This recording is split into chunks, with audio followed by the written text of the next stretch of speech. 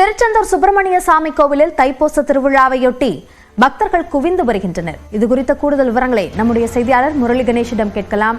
முரளி கணேஷ், அங்கு சூழல் எப்படி இருக்கு? பக்தர்களை கட்டுப்படுத்துவதற்கான ஏற்பாடுகள் செய்யப்பட்டிருக்கா? மோனிதா, முருகனின் அறுபடை வீடுகளில் இரண்டாம் படை வீடான திருச்செந்தூர் சுப்பிரமணிய சாமி கோவிலில் நடைபெறக்கூடிய விழாக்கள்ல தைப்பூச திருவிழாவும் மிகவும் முக்கியமான திருவிழா. இந்த ஆண்டுக்கான திருவிழா நாளை கொண்டாடப்படுகிறது. இதையொட்டி இன்றே தமிழகத்தின் பல்வேறு பகுதிகளில் இருந்து பக்தர்கள் பாத யாத்திரையாக திருச்செந்தூர் நகரை நோக்கி வந்தவண்ண இருக்கிறாங்க.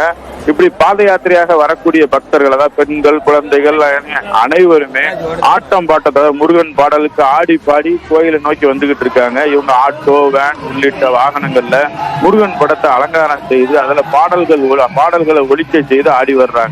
மேலும் பாத யாத்திரையாக கோயிலுக்கு வந்திருக்கக்கூடிய பக்தர்கள் கோவில் வளாகத்துல காவடி எடுத்தும் அலகு சுத்தியும் அங்க பிரதர்சனம் செய்தும் சாமி தரிசனம் செஞ்சு வர்றாங்க. கோவில் கடற்கரை பகுதியில இருக்கக்கூடிய அந்த மணல்ல விக்கிரகங்கள் அமைச்சும் சிவன் போல வடிவமைச்சும் இந்த பாத யாத்திரையாக வந்திருக்கக்கூடிய பக்தர்கள் வந்து சாமி தரிசனத்தை செய்து சிறப்பாக பிரார்த்தனையானது செஞ்சு வர்றாங்க.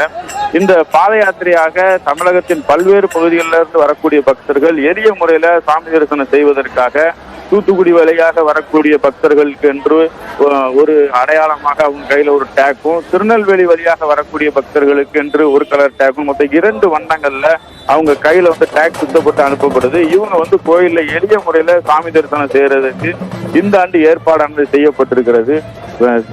தைப்பூச திருவிழா நாளை கொண்டாடப்படக்கூடிய நிலையில இன்று திருச்செந்தூர் சுப்பிரமணிய சுவாமி கோவிலினுடைய அந்த சிலை வந்து கடல்ல இருந்து கண்டெடுக்கப்பட்ட 370வது வருடம். அதனை கொண்டாடக்கூடிய வகையிலையும் பக்தர்கள் கூட்டம் இன்றே திருச்செந்தூர்ல நிரம்பி வருகிறது. நாளை திருச்செந்தூர்ல வெகு விமர்சையாக தைப்பூச திருவிழாவானது கொண்டாடப்பட இருக்கிறது. மோனிதா,